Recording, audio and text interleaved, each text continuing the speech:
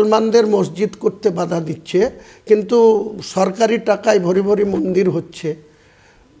1100 কোটি টাকার দামের জায়গা নিউ টাউনে রাজারহাটে মুখ্যমন্ত্রী আবার একটা মন্দির বানানোর জন্য দিয়ে দিয়েছে।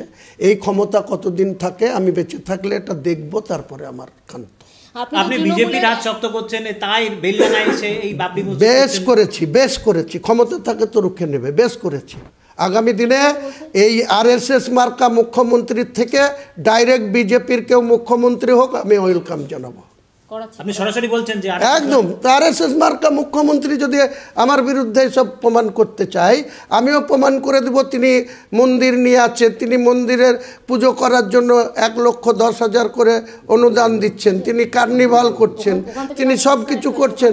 তা আগামী দিনে মানুষের টাকা নিয়ে তিনি আবার পুজো করে জগন্নাথ মন্দির করে মুসলমানদের ঈমান নষ্ট করার জন্য প্রসাদ বাড়ি বাড়ি বিলি করছেন।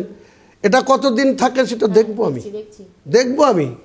বিজেপি সাম্প্রদায়িক দল, তাদের সঙ্গে গাঁটছড়া বেঁধে বাংলা চালাচ্ছে, মুসলমানদের বোকা বানাচ্ছে, মুসলমানদের ভোট নিয়ে মুসলমানদের জনপ্রতিনিধিদের কোনো গুরুত্ব নেই।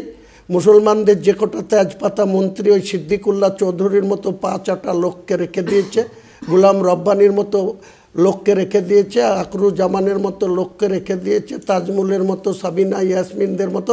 তাদেরকে ভালো করে জিজ্ঞেস করুন কোনো ফাইল তারা নিশ্চিত করতে পারে কিনা, কোনো নির্ণায়ক ক্ষমতা তাদের আছে কিনা জিজ্ঞেস করুন।